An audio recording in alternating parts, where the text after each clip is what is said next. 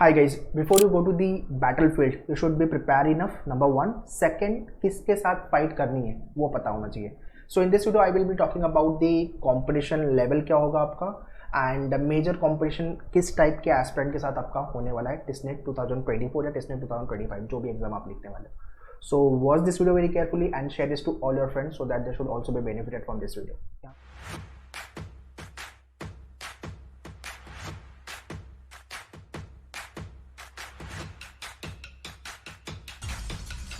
So number one पे जो competition आपका है वो है फ्रेशर्स, मतलब जस्ट ग्रेजुएट जो हुए या तो इस साल फाइनल ईयर ऑफ ग्रेजुएशन में है वो या उनका ग्रेजुएशन हो गया और अब सिर्फ टिस्नेट प्रिपेयर कर रहे हैं. तो ये सारे टाइप के एस्पिरेंट आपको मिलेंगे आपके टिस्नेट के एग्जाम में. अगर आप ये कैटेगरी में आते हो, this is the category one. So do right in the comment box कि आपका प्रिपरेशन कैसा चल रहा है और क्या क्या डिफिकल्टीज आ रही है. ठीक है, तो for you people it is like टिस्नेट का एग्जाम आप फर्स्ट टाइम लिख रहे हो एंड फर्स्ट अटेम्प्ट में अपने को निकालना भी है. So you should know detail syllabus number one. Second, section by section आपका स्ट्रेंथ एंड वीकनेसेस और सेक्शन के अंदर टॉपिक भी. वेटेज को लेकर मैंने ऑलरेडी टॉपिक वीडियो बनाया हुआ है, you can watch that video. And पूरी एनालिसिस 4 to 5 ईयर की एनालिसिस मैंने दिया हुआ है पूरा ईयर वाइज 2019, 20, 21, 22, 23 में क्या क्या हुआ है टेस्ट के पेपर में, कॉन्ट को लेकर के, फिर इंग्लिश को लेकर एंड आपका जीके को लेकर के. तो अगर आप टेस्टनेट निकालना चाहते हो, so if you really want to crack TISS, मेहनत करना चालू कर दो.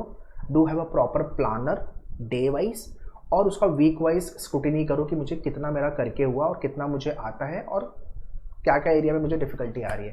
फिर उस पर नेक्स्ट वीक पे वर्कआउट और नए टॉपिक ऐड करने आपको. ठीक है, सो this is the competition number one.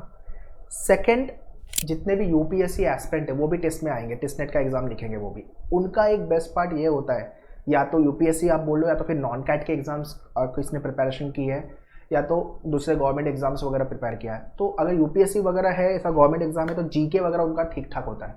ठीक है ना. तो GK ऑल्दो टिस का एग्जाम भी GK वाला एग्जाम है. 40 क्वेश्चन GK के आएंगे, 30 क्वेश्चन इंग्लिश, 30 क्वेश्चन कॉन्ट. ठीक है ना.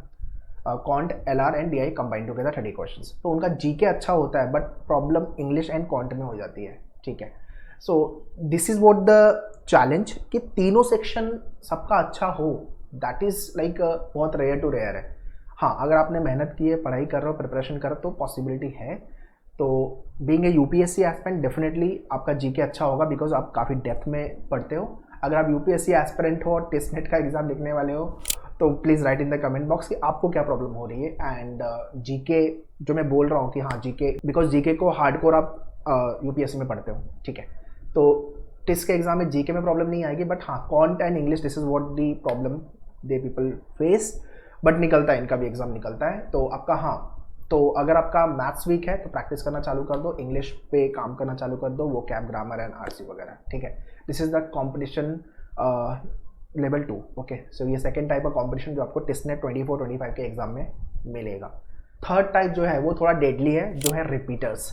रिपीटर्स मतलब वो कि जिन्होंने लास्ट ईयर एग्जाम लिखा था, XYZ रीजन से या तो टिस्नेट नहीं निकला या तो टिस्नेट निकला बट इंटरव्यू में बाहर हो गए, तो पूरे खुन्नक में बैठे हुए भाई. वो तो मतलब ये कंपटीशन मतलब उनको इस बार निकालना ही है भाई ऊपर लोग. ठीक है, तो ये आपका तीसरे लेवल का कंपटीशन है. Apart from that if you are working professional and preparing for the TISS, तो आपको क्या क्या चैलेंजेस आ रहे हैं तो you tell me in the comment box. Timing को लेकर के, प्रिपरेशन को लेकर या कैसे प्लानर बनाना, जो भी प्रॉब्लम्स आ रहे हैं मुझे कमेंट में लिख दो. Next video I will see कि अगर मैं उस टॉपिक पे बना सकता हूँ कि नहीं. If it is definitely demand में होगा तो I will definitely make the video. तो वर्किंग प्रोफेशनल एंड रिपीटर्स, अगर आप रिपीटर्स हो तो इस साल तो मतलब आपको निकालना ही निकालना है एग्जाम. एक साल ऑलरेडी हमने लगाया हुआ था एंड बीइंग अ रिपीटर्स आपको काफ़ी चीज़ें अच्छे से पता होगी कि लास्ट ईयर क्या हुआ था पेपर में.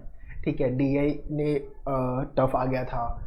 ठीक है, 9 क्वेश्चन DI के आ गए थे, थोड़े से वियर्ड क्वेश्चन थे, कुछ कॉन्ट के क्वेश्चन भी अलग टाइप के थे.